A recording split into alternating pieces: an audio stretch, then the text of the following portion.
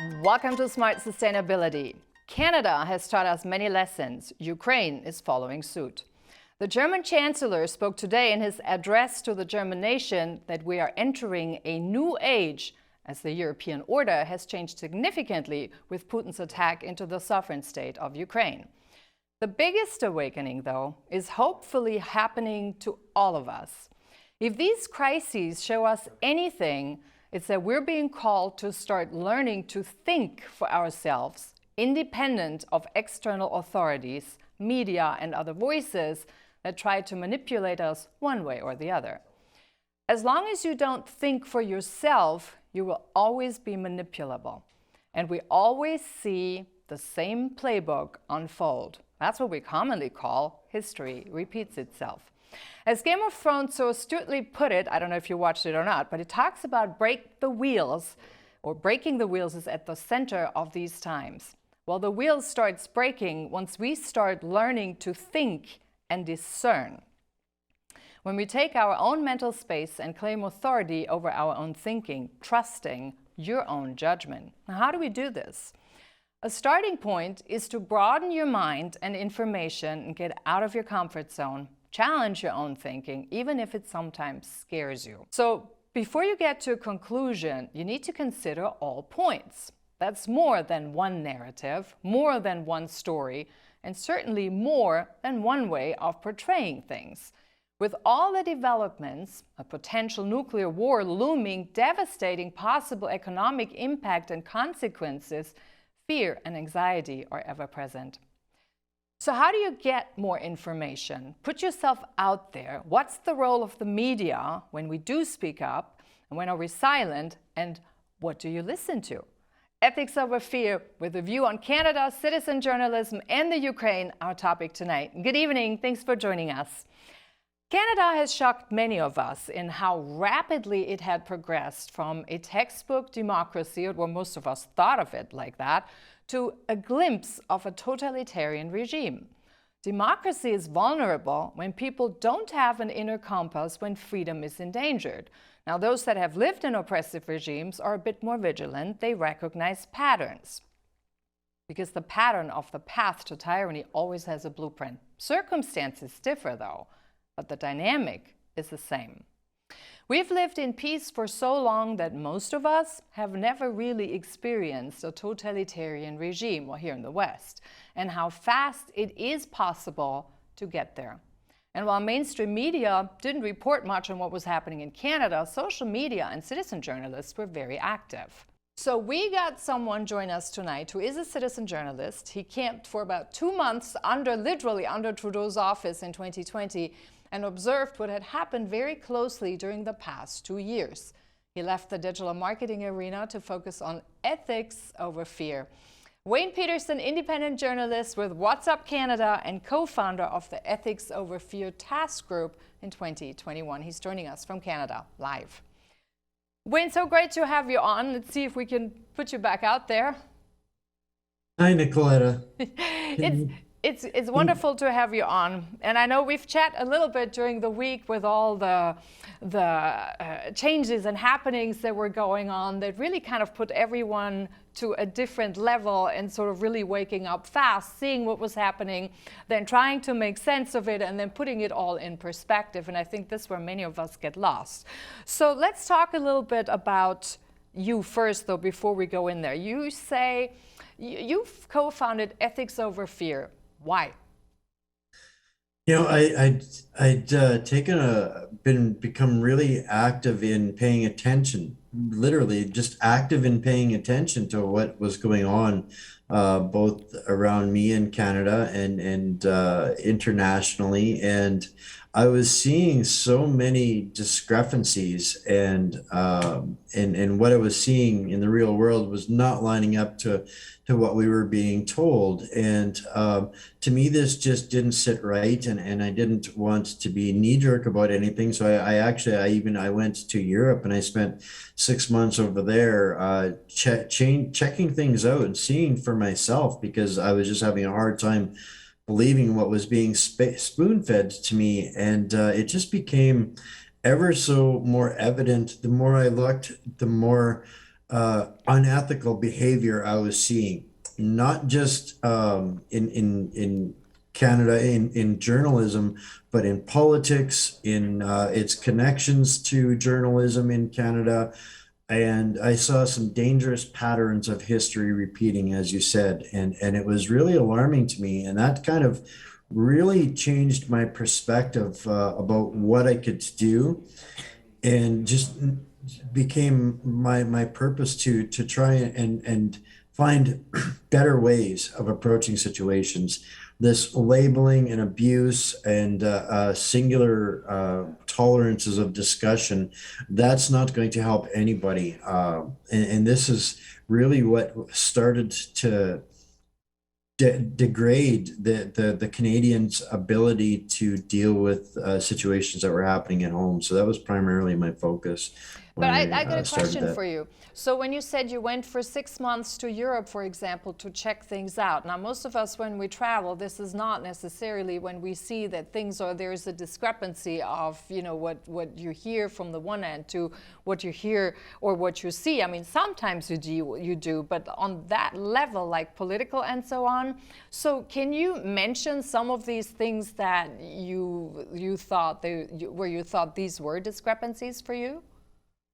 Well, I was just seeing what I was seeing on the news really disturbed me, and I'm this is going back 6 years or so ago. The migrant caravans that were coming into Europe.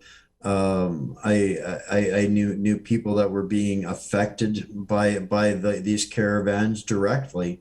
I had spent a bunch of time working in with people that worked over there. I hadn't been there, and what I was seeing in the news as to what was happening was not what I was hearing from people that I knew that were living there.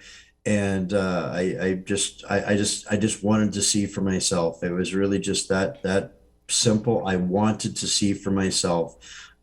Is the news and the media lying to us? And if so, at what level? I'd always had suspicions, but it had just been, second guessing what was coming out on the news. I was, the prototypical Canadian. I was not active or engaged in anything, but there was some things that were said in our own country that really fueled me into thinking that I needed to look better, primarily just for my own curiosity and satisfaction, but that turned into a whole lot more. Now, let's talk a little bit about your background, because I really think that's interesting, because you worked in digital marketing before, correct? And Correct. then you got out. When did you get out? About 2 years ago? Was that about the same time frame? It was late 2018. I'd been to Europe already. I'd become very disillusioned with what I had seen transpiring in the digital space. I worked as a consultant, full stack developer, manager, that kind of thing. I was always about visuals and optics, and I started to see optics being weaponized. And I thought, okay, well, this is just unethical business. I can ignore all of that, and I can work on ethical projects and people that I believe in, some of those kinds of things. And I started to see that even that was falling prey to the programming systems, the science behind what was going on. This satanic lullaby is real. People are literally being having their consciousness, their ability to free think, engineered away from them through the marketing tactics and the development of those things, to the point where we have a shorter attention span than a goldfish at this point. And that's seriously been created by the 4 second swiping culture that we've become accustomed to. And I just couldn't be a part of that anymore. I started to see that no matter how ethical I thought I was being within that system, the system itself was, to me, unsustainable and immoral and unethical. And so I literally fired my clients and I walked away. Yeah, but you know what? I think when you talk about the marketing angle particularly, and I actually I have a background in marketing as well, so I understand where you're coming from. But I think a lot of this is really at the baseline of this, though. It was much more this constant drive of getting the consumer to a certain point of action. And I think that's kind of how systems corrupt themselves. So I wouldn't even say, you know, that somebody starts out thinking like this is the intent, but I think it's just how systems go. At some point, they get corrupted, or they corrupt themselves simply by the nature of how this works. If we have an economic system that is so based on competition, where we all have sort of like a human worldview that sees the other as an enemy versus doing something for someone, we have this elbow culture of having to compete, or you know, like you see it on television too, Survivor and all these shows, like where you have the win-lose thinking. I think this is what corrupts the system, isn't it? I have to agree with you. You're absolutely right. And I heard this best articulated by one of the original founders of Greenpeace, a Canadian. And he, at one point, he realized, he looked around the boardroom and he realized he was the last actual scientist on the board of Greenpeace that had been completely corrupted by, or taken over and corrupted by the establishment business people, and money had become the driving force of the organization. It was no longer about doing the righteous deed and cause. And this is one of the biggest patterns being repeated throughout history, is all righteous and moral causes inevitably become a business that supersedes the victories that they gain, and sooner or later they've eliminated all of their bad guys, so it becomes nothing more than a corrupt money generating entity. And this is, I think, exactly what that part of that cycle. Yeah. Now, let's talk about your experience since you've been working as an independent journalist. So you've covered about, particularly in the last 2 years, you've watched closely. Take us through the time when you were, or tell us about when you were sleeping literally in a tent under Trudeau's office. We do have an image, maybe we can play that and see, so that people actually have an idea what happened. I always wanted to, I didn't ever do this with the dream of being a journalist. This was just something that I felt compelled to do, to be a grassroots journalist, and to take and talk about stories that nobody else was talking about, do things nobody else was doing. So I had heard of this group that had a legal angle, and they wanted to prove a point to Ottawa. And they did. And so it led to me literally camping in a tent for about 85 days throughout the summer. But 45 days of that was directly underneath Prime Minister Trudeau's office in Ottawa, where every morning he had to get up and see these people that were pointing out his transgressions, very politely, very peacefully, very full of love and joy and happiness, but pointing out the transgressions of government directly underneath of his office for basically the entire summer. And there was nothing legally he could do about it. So why did you choose to do this? For me, it was an interesting story right from the beginning. There's a problem in the foundation of how people look at Canada, and Canada itself is not really a sovereign nation. We look at ourselves as a sovereign nation, but we're really not. We have a de facto governance. Our constitution has never been completely ratified. So this leaves some legal loopholes, and occasionally, once in a while, somebody finds one of these.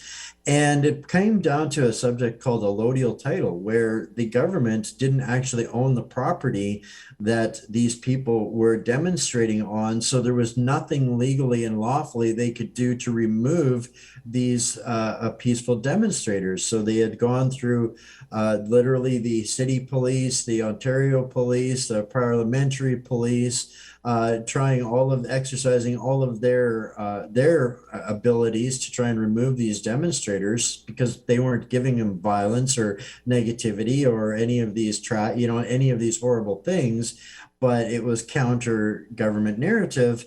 And it ended up on the military ombudsman's desk, where he finally said that no, you have to leave them alone. There's nothing you can do about this. This is they have every right to be there, and Mr. Trudeau took that quite offensively.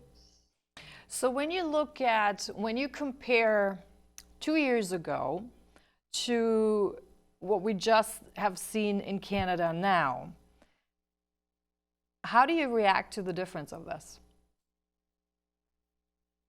There's a it's night and day difference. The group that started doing these kinds of things in Ottawa 2 years ago, uh, they were brave. They were incredibly brave. They were having discussions and trying to create discussions in a peaceful manner that could have prevented a lot of the issues that we're facing now and worse. But it was just, again, it continuously, every step of the way, highlighted the discrepancies between the gap in listening between the government, the establishment, and the common folk. And so this was, I think, one of the beginning of Canada seeing something like this rising, and it's the telltale signs were there that people should have been listening a long time ago. The arguments and the discussions, the desires haven't changed. This group of people that was down there was primarily at that time focused on educating people about their rights and the law pertaining to the fraudulent emergency measures that were being engaged, the precursors to the things that Trudeau is now using to abuse his population up here. These things were being highlighted 2 years ago. So this has been a very slow moving process of Canadians finally getting upset enough so that the world is seeing what they've seen in the last month or so. And that's a pretty significant step to see Canadians standing up like that. Yeah, particularly when everybody thought this was such a peaceful nation, no one would have expected exactly the Canadians to actually go out and stand up so massively. Now, I do want to ask you though a question. So given where we were, just the last 2 weeks to where we are now, and put this in comparison to the experience you've had where you basically, slept in the tent 2 years ago. Do you think nowadays there's still people who would actually be courageous enough to stand up for something or put up a tent or something like this again? Could we do it? Would society allow it? Would cities allow it? There's a big difference, I think, between people's will and inherent need for freedom and the whichever regime of the day it is, their need to attempt to crush said freedoms. This has been a dichotomy that has been going on since the beginning of time. And sooner or later, the court of public opinion ultimately rules in every nation. And I think that Canadians perhaps may be a little bit slow to the table. They're a very peaceful, law-abiding society as a whole. And most of those things the world sees and knows and understands about Canadians are very real. We are, apologetic to a fault. But that is not to be mistaken for weakness in the character of the type of people that it's taken to build Canada. Canada is a very harsh and rugged land to live in, and it's a very young nation. So this nation is still in its growing stages. They still have a very deep-seated sense of adapt, improvise, and overcome. We're typically more about tackling a problem and solving it rather than sitting around and crying about it endlessly.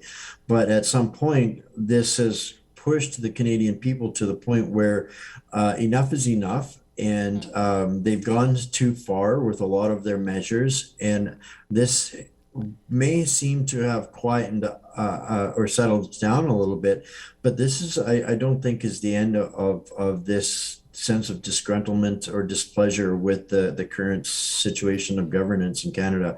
And I don't think it's by any means over.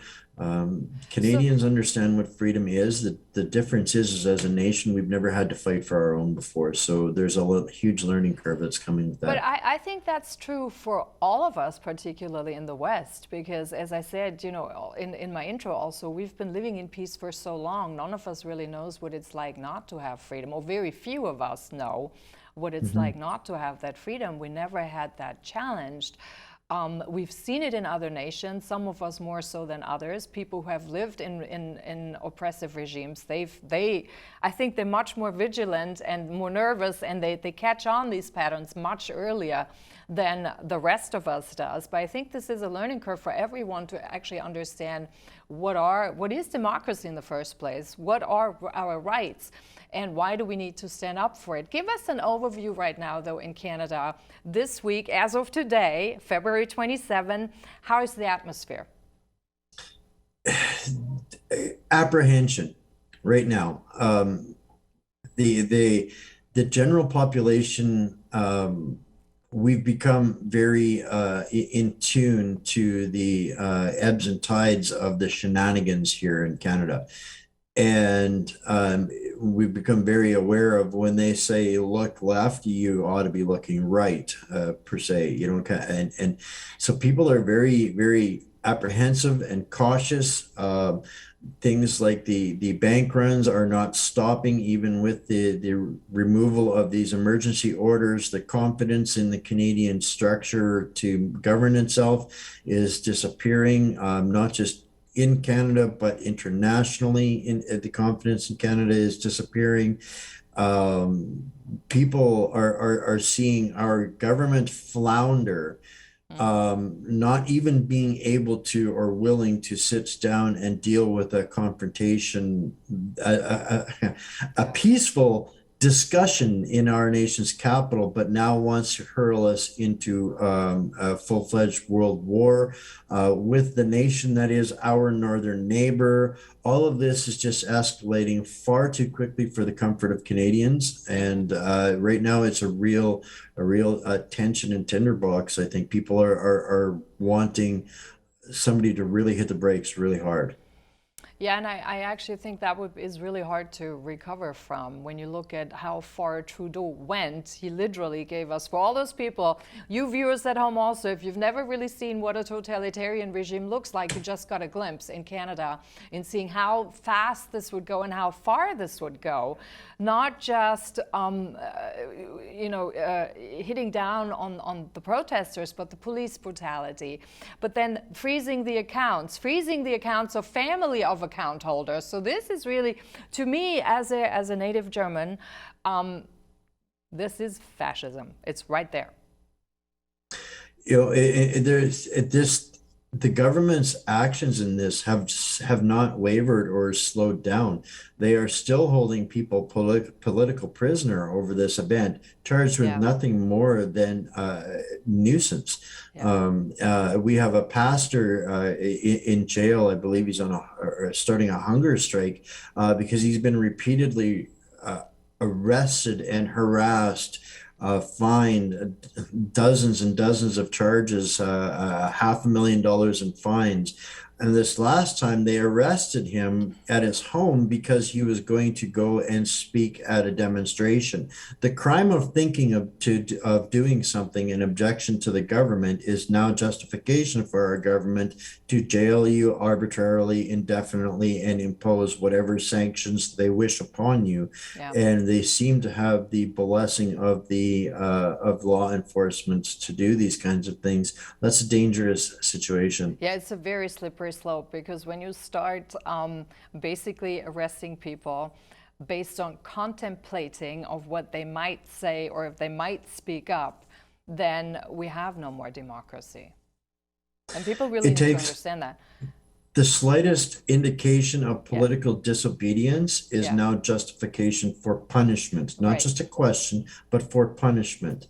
Things are happening in Canada. If you should leave a comment in a Facebook group, it's entirely possible for you to have an officer of the law come and knock on your door and hand you a pamphlet saying you might want to think about which groups you visit and talk to. Yeah, and that is really sort of an active overreach into the free speech, and also sort of trying to discourage people from actually voicing their opinions. I want you to walk us a little bit through the steps that, in Canada, what had happened in the last, during the last 2 years, and then, of course, during the last week in terms of what you've seen. I know you've sent us things and we can play that. And then maybe the way we do is that we start with 1 and 2 and you talk a little bit about this and then we move on to the other ones. Is that okay? Sure. Okay. Us through what you meant by that. First of all, who did those stands? These signs were created by the group of demonstrators that occupied that little piece of dirt beside the war memorial in Ottawa. Yeah. And they had done their homework and dug up through articles and news reports and releases, things that have been going on. Every one of the signs that they created was based on corroborated information, which a lot of it has now since been removed. But our prime minister up here has a deep admiration for the basic communist dictatorship in China. And he well, we heard that because that video went viral. I think everyone at this point had heard that. Well, and this up here is fairly well known, and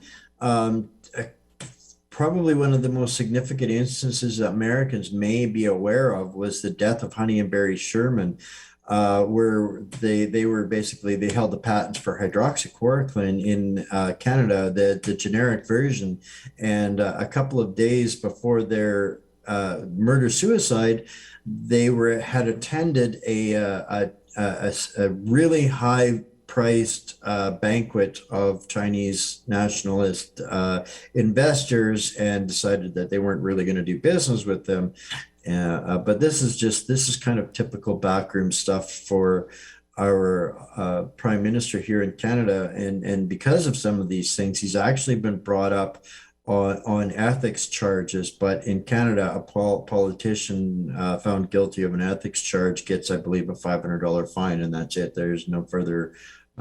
Yeah, let's go through the next batch here that we see on screen. So we have allowed foreign interference with Canadian Parliament and politics, and then shut down parliaments. That seemed to be pretty aggressive signs there in terms of what you put out there. Well, these were referring again to in Canada in 20 I believe it was December 12th, 2019.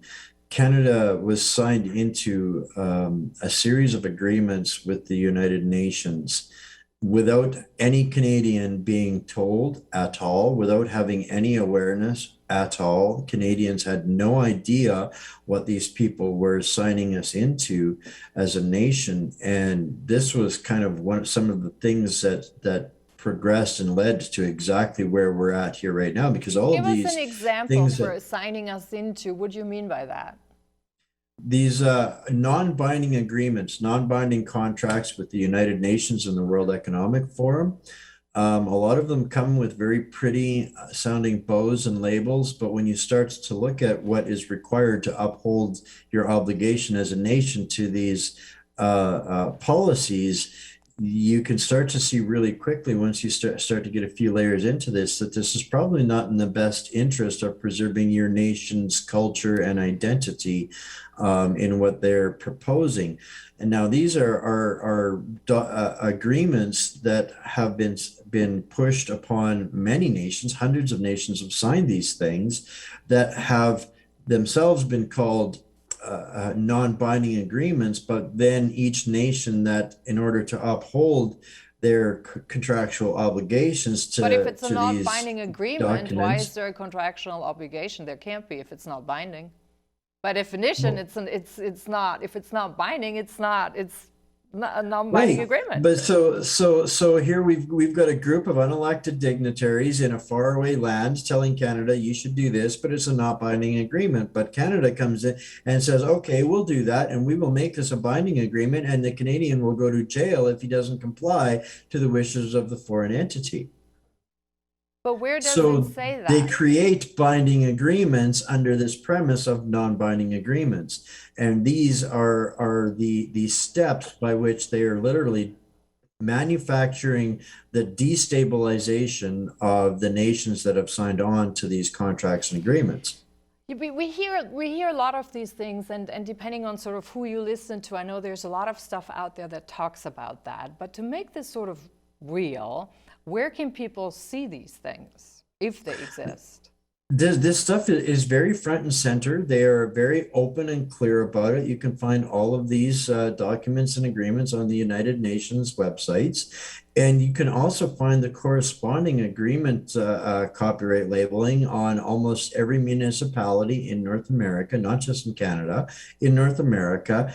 And you will find the branding and the crediting of these agenda implements that they are bringing in. And this is a scary part. And I think that Americans should probably be aware of some of these things, even though your government there under Donald Trump's administration said no, he wasn't taking part in that. Well, companies and corporations have decided to do it anyways. So they have implemented corporate policies based on UN policies and nothing to do with American rights and freedoms and laws. So this kind of encroachment is going on in the United States as well as it is in Canada.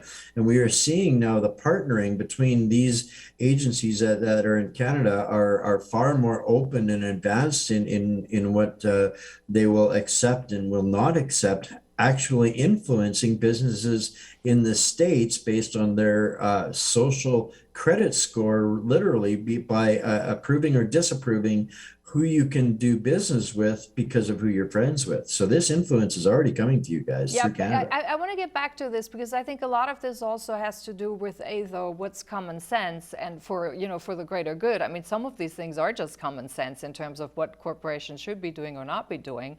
Others are not so clear in terms of how they interact. But before we go there, I want to actually finish our list here so we don't mix and mingle too much. So let's go. We attempted to say, where we talked about that. Convicted, guilty. What was point 7? Our prime minister, I believe, is up to 5 different ethics convictions. Our prime minister. Okay. 5 different ethics convictions. He has removed members of parliament for exposing his crimes. Anybody that has a political objection is removed. There we go. And attempted to seize unlimited power. I think that's pretty self-explanatory in some of the things that have transpired even in the last couple of weeks alone. Yeah, and that as actually, example, that's right. That emergency act, we've all seen. Right. Point number 6. So this is a continuous thing for him.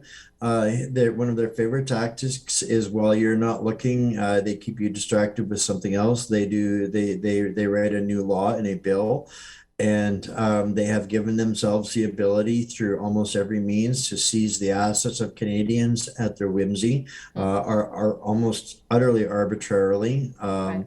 If you say something on a social media platform, you can expect a visit by the police or to have your goods seized. If you're a friend of somebody who has a differing opinion to the government, you may potentially have your funds seized. Your assets. They have given themselves the right here now to enter your home and separate you from your family members if they deem you a hazard to the health of the community or your family members or anybody else without just cause. They have given themselves the rights to do these kinds of things through laws that they're enacting while they're keeping the population generally just so terrorized that they cannot function. They're surviving, trying to struggle through a state of trauma. And that always actually goes through under the disguise of it's for your protection and it's for your safety. And every fascist and tyrant in history has used those same words. And when we really look at this, we've heard them, then we've heard it in the Second World War. We're hearing a lot of these words now. It's always for the protection and safety, as if people cannot protect themselves. That's a real, I think that's a real danger. Let's go through the list here and finish up so we get out of this, because I want to speed up here a little bit. So the satellites, I don't think we need to talk about. Can we go to the next points?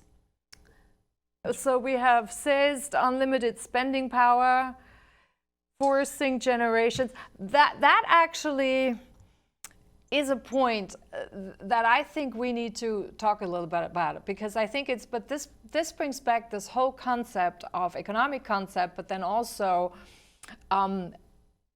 does the government really have the right, or should it have the right, to simply go ahead and create debts that no one can ever pay off, which are sort of put on the burden of the citizens, and then they have to slave off for the rest of their lives until they can pay that off?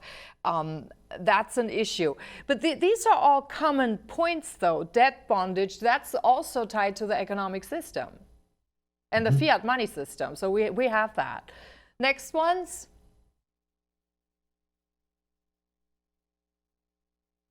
So let's see, revoke pressured. What do we have here? Pressured Attorney General to overturn decision. Can you talk about this one? Sure. So there was a scandal between SNC-Lavalin in every government, in every system that fashions or models itself around what we have here right now in Canada. Collusion and is kind of goes hand in hand with cronyism, and this is a large portion of what's been going on in Canada with companies like SNC-Lavalin, Burisma Holdings, some of these other companies that are not doing ethical business. And our Attorney General at the time that this incident took place was being asked to do things that were against the law, and she refused. She lost her position, but she was had the discernment to record some of the transactions and the phone calls. And ultimately, I think this ended up with another ethics violation for Mr. Trudeau, but it ended up involving billions of dollars of contracts that then got buried again. And this has been the standard operating procedure for this government. They pay a $500 fine, bury it, it goes away. They can get away with billions of money laundering and cronyism. So that was a big deal that happened with Jody Wilson-Raybould early in 2019, actually April of 2019, because it was her hearings that inspired me to fire all of my clients. Right. Let's talk about the next one here. 15 supports riots targeting businesses, police, and citizens. How does this factor in? And when our Prime Minister is a proud supporter of the BLM movement.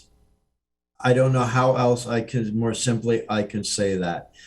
He refuses to meet with working class Canadians, but virtue signals and is a proud supporter of the Black Lives Matter movement, the Extinction Rebellion movement. Those are saints in his eyes, and the working class is not. And this is something that was very apparent 2 years ago already. But this one says targeting businesses and police. And I'm bringing this up because when you look at, for example, how Hitler came to power in the Second World War, and for all of you, if you've never read a really good book and you want to understand what's happening, it really is a must read at this point to read Bertolt Brecht's The Resistible Rise of Arturo Ui, which is literally the blueprint. It showed exactly the blueprint, the underlying dynamics of how it was possible for Hitler to rise to power.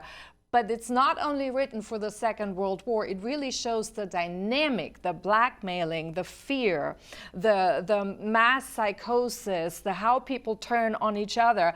All these steps are outlined in there. And actually this one, targeting businesses, that was a factor in the Second World War, particularly because a lot of businesses were blackmailed into doing certain actions. And it's actually also, when you look at mafia tactics, very often when they go to restaurants, this is also how they get how they build their coalition, by going in and using threat on businesses. I was just going to question that, because in Canada, that one wasn't so clear to me.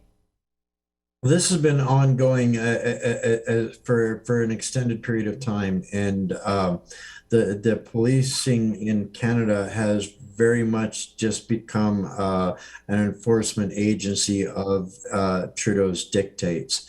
They have repeatedly committed crimes against the people that have absolutely not, no justification for breaking the rights and freedoms of the individual or of our society, whether there are legal lawful rights as Canadians or unalienable rights. The law enforcement in Canada has really kind of been bending the knee at the top echelons, and I don't say this about the a lot of the beat walking cops. They're not like that.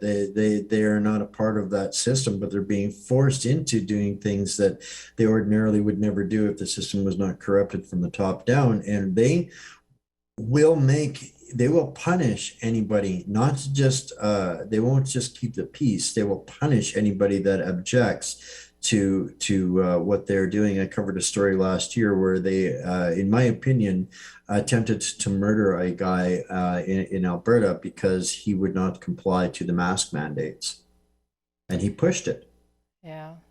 Yeah, but this is also something that we've heard, you know, as a German native. I'm second generation post-World War. We've heard this all the time. We've just followed orders, all this stuff. There's a dynamic which at some point takes the dynamic on its own, and it's really difficult, and a lot of people hide behind that. And we see actually some of this a little bit, I think, at the COVID restrictions. Justified or not, that's not what I'm saying, but the point is that we did see some of this, for example, that I think that some people were hiding behind the COVID rules to suddenly start playing the COVID police, and you saw how this dynamic changed. They could have been the softest, most cowardest people before that would have never said something, but as soon as they had something to hide behind, they would actually become aggressive and go out and then turn on others. And that's usually the dynamic. That's the real danger. This is how you turn a whole society into, how you instrumentalize a whole society going forward real quickly. This is exactly what's happening here in Canada. Yeah, they have weaponized those that are willing to just follow orders. At the meantime, they have been privatizing security and law enforcement, third-party contracting, our border control agencies, these kinds of things. So the people that are actually responsible for keeping the peace no longer have a vested interest in the peace. They only have a vested interest in showing their obedience to the system. So we're literally seeing mall cops beating people down on the street because they don't want to comply. This has become acceptable, the norm. If you're not politically obedient, you must be punished. It's not even asking you why you don't want to be politically obedient. No, it's but I think immediately that's also, punishment. that's where groupthink comes in, and the danger of groupthink, whether something is justified or not. But I think we all need to become aware of groupthink and what that does to people, where sort of the dynamic is. And this is the last one I want to finish, and then I want to switch gears. So complete media control and censorship and propaganda. Now, you're a citizen journalist. I think we've all seen that particularly with mainstream media, that has become a problem in terms of what they report and when they report. Now, when I compare this back to Eastern Germany, for example, when the wall came down in 1989, we had this documented so well because at the time there was Western media there that really that did document everything the way it happened. Now, fast forward to 2022, where was the media, Wayne, in Canada when all of this happened? We had very little media that we would see. I actually had to go through all of social media to get some actual footage of things that have happened and as they have transpired. In Canada, there is two classes of media. There is the media party, which is 100% funded by the establishment party of the Liberals, which costs about $3 billion and pays for all 6 of the major media organizations and all of their subsidiaries. And they are entirely 100% funded by our state.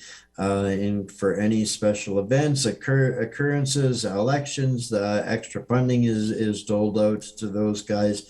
And then there are the oppressed media, the new media, which does everything with absolutely nothing and still tends to outreach the so-called mainstream media.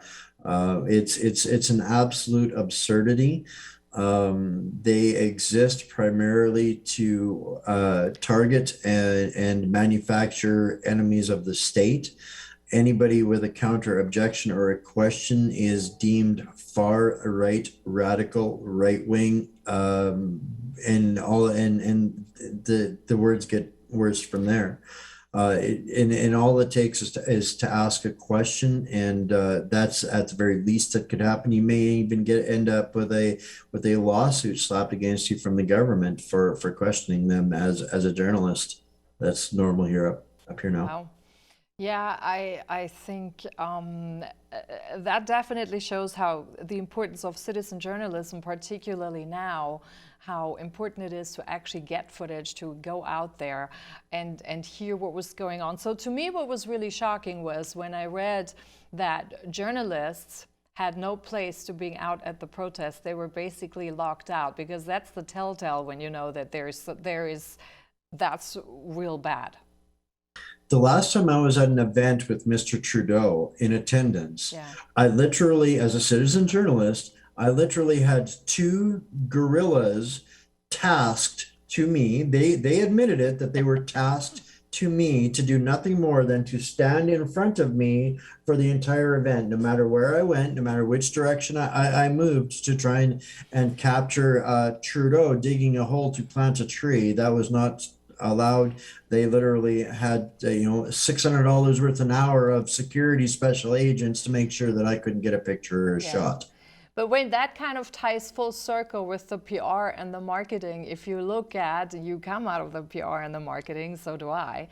When you look at the actual purpose of why marketing was invented or why PR was invented, it always had a propaganda function.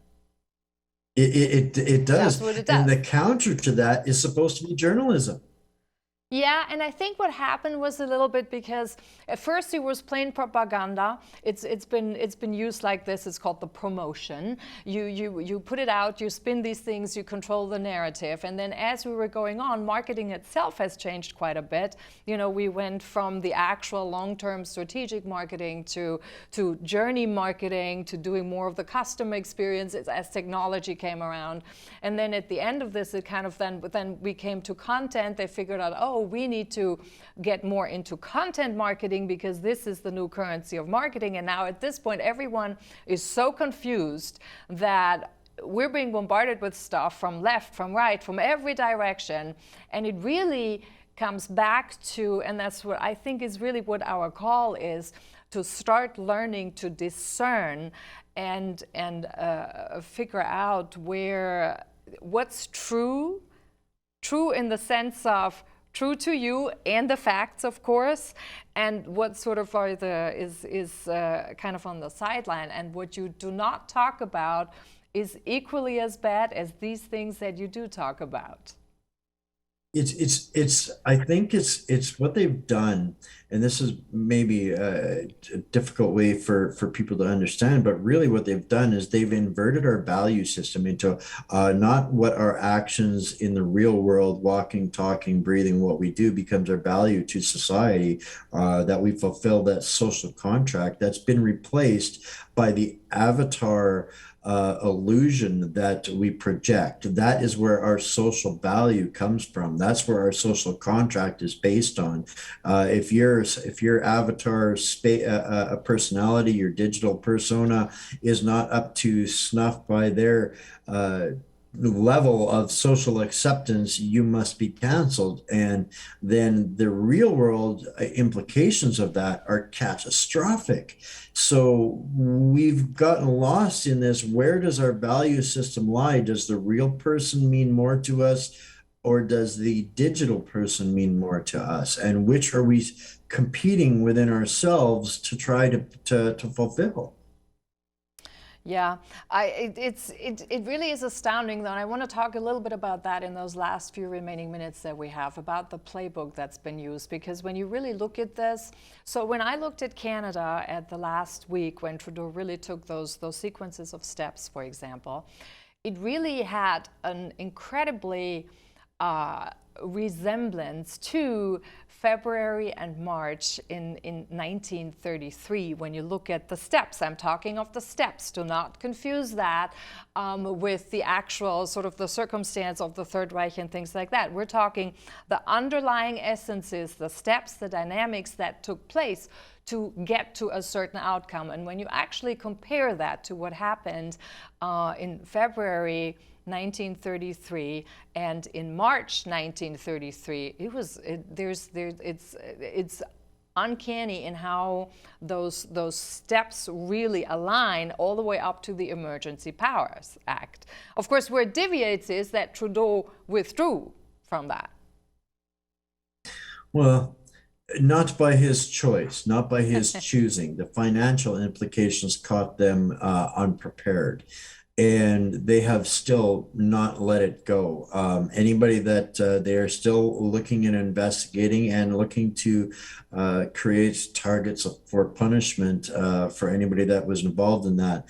There is damage cases being fought against the demonstrators now to the tune of $300+ million, seeking damages for psychological damage. These people are trying, like, it's just, it's mind-boggling. And the chances are, with the activist judiciary that we have at this point, this is going to be the only acceptable solution for them, is to fulfill the wishes of the mob, of the hive in this instance. So this is still progressing down that line, and I do tell people I genuinely feel that Canada right now, it more resembles 1937 Germany than it does 2015 Canada.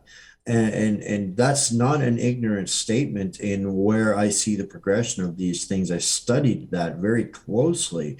I'm very familiar. I went and I looked with my own eyes. This is not a subject that I'm oblivious to. So this is, people needs to understand how close this is. As far as for Canadians, we need to understand how close this is. But as far as for Americans, this is what's growing on the north side of the world's longest undefended border.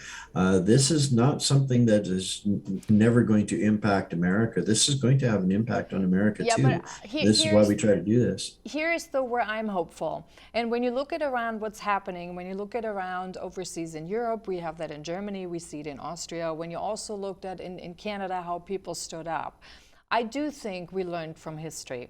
It may take us a little longer to really wake up and to see the patterns, but when you actually look at it, I think we all have learned from history. I think we are all asking more the questions, wait a minute here, so what does a democracy look like? Does that mean you have an arbitrarily decision to make in terms of what protest is allowed and which one is not? What does that mean for the human, etc.? But I think it is for people, it's really waking up to that. But I am still really find it mind-boggling that there are so many pieces from the playbook from then that are being applied. And incidentally, I read an article in the Washington Post about Putin's march into Ukraine, and it echoes very strongly, actually, the time when Hitler marched into Czechoslovakia. I mean, it was a really, really great article. If you never had the chance, I would invite you to Google it and read it. It was in the Washington Post. And the way it was outlined, what had happened, the language that was being used is really, really very, very similar. And I think these are the things that we should start looking at and putting the pieces together. But I think what throws us off, and correct me if that's not the case, is that it happens in different parts of the world in different ways, but when you put them in the playbook, it's still the playbook. I think you 100% hit the nail on the head. And there's a difference between recognizing methodology and cause and purpose. And so many of the things that we're seeing right now is almost like a polar opposite to things that we know and we can understand and comprehend.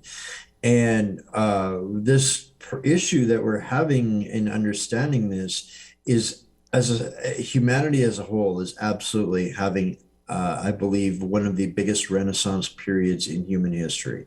This time that we're going through is nowhere near being dark yet, but I can see the light on the other side. And it's going to be a very different world after all of this, when people start to understand these manipulations and controls that have been waged upon them for a very, very long time. What we're seeing happening to us now didn't just happen today. This didn't just happen this week. This has been a test, run, wash, rinse, repeat of the same people that have been trying to do the same things for a very, very long time to our world. But the difference now is the level of awakening that the world is experiencing. Why do we have to fight wars for other people's greed? Why do we have to do these things? And the left-right dichotomy, us versus them, isn't working as much as we're starting to figure out. Maybe we should be looking up for somebody to take on, rather than the guy I think across it the really street. it is very critical for us to have a completely different look at the world, at the problems, and look at how we can solve them, no question. But I will challenge you on one thing. We're almost out of time, but I will say that here. One thing. I think when we say they did that to us, I don't think that's correct, whoever they are. I would rather say we people, you can only be manipulated because you don't use all of your brain. I think, to me, that's the biggest point. And I think on that note, I'm going to close it out. Thank you so much, Wayne, for coming on. Good luck to you. Let's stay in touch. Thank you so much for watching.